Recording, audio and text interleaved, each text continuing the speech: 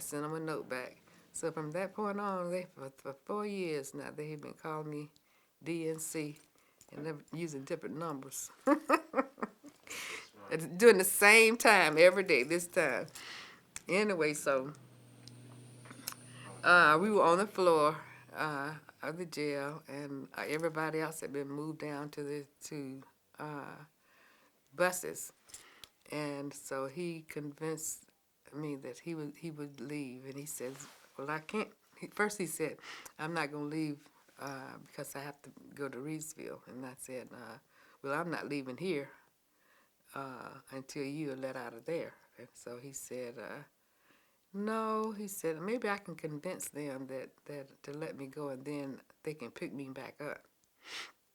And so I said, "Now that's stupid. I don't think they're going to do that." And he laughed. And he said, "Let's kind of walk down and see the other students and see how they're doing, and then we can come back up, and he can stay here, and I'll stay on the men's floor." And so we went down to, and I've been down to that jail even when I was on the city council. I would go just try to find that same doorway because that was the jail that was on Edgewood at the time. And then we got to this gate, and we were holding hands because I knew that he was going to try to pull something. And he did. We got there, and they opened up the gate, and he pushed me out.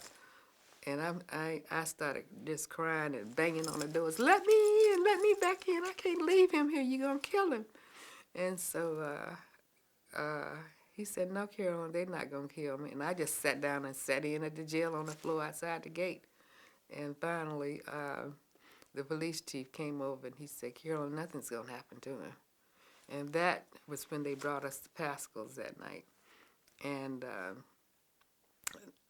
we found out that they had been trying to work on a deal to integrate the city's lunch counters. And they were going to begin with the governmental facilities, and then they had convinced everybody but Riches that they should integrate the private lunch counters. And so, as I mentioned to you earlier, I was arrested there several times, and once with Martin. And so the kids went home that year, and so we lost manpower, our woman power. But we kept things going by picketing down at the Curb Market and the A&P store across the street.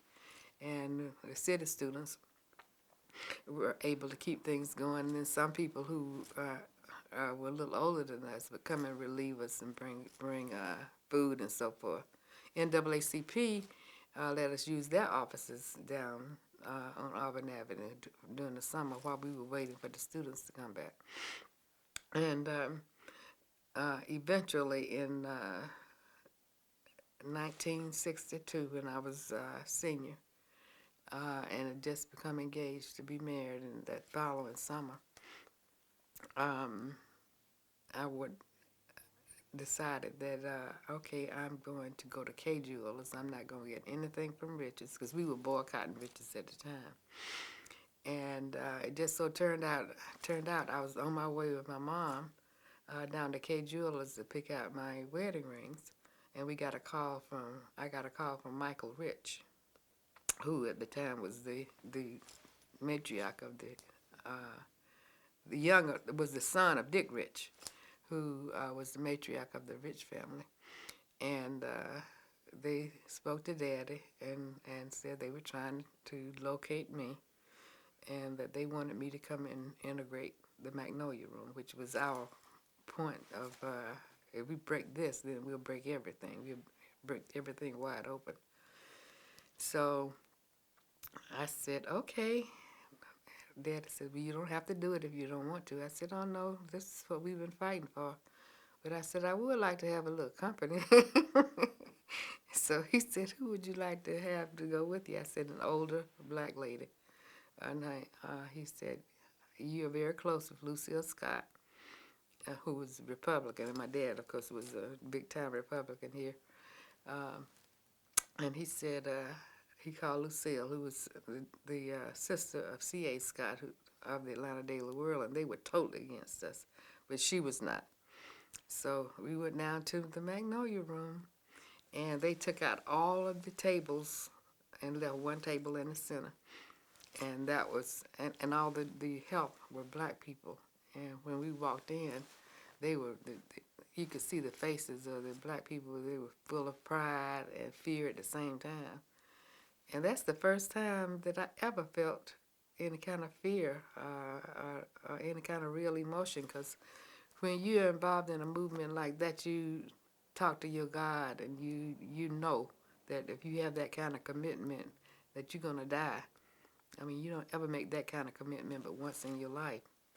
So I thought that was gonna be leading up to my moment, because they had cameras everywhere, and lots of things that happened, little things that happened, but nothing big like that. And then I graduated on June the 6th from Clark. Stayed there the whole 4 years as was predicted. And got married on the 17th of June. And then I was invited back down for the celebration that Rich's was open to the public. Wow.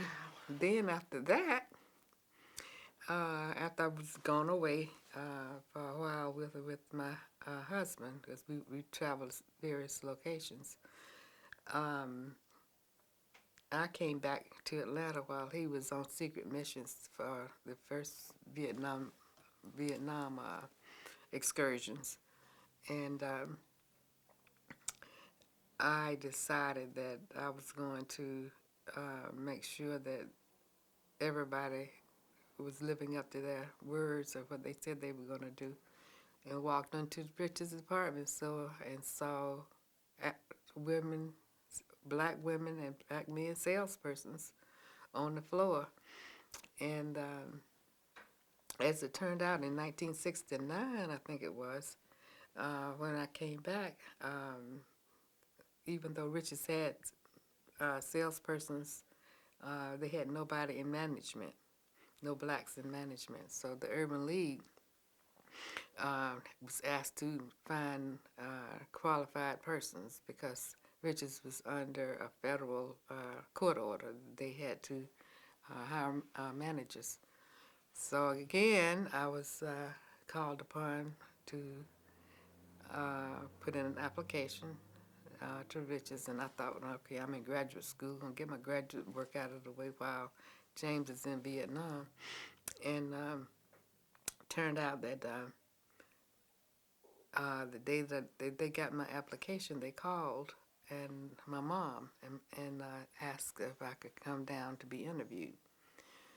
Well, I said, okay, I'm just going to go through this process. Nothing's going to happen. I can continue doing my graduate work at Georgia State. And when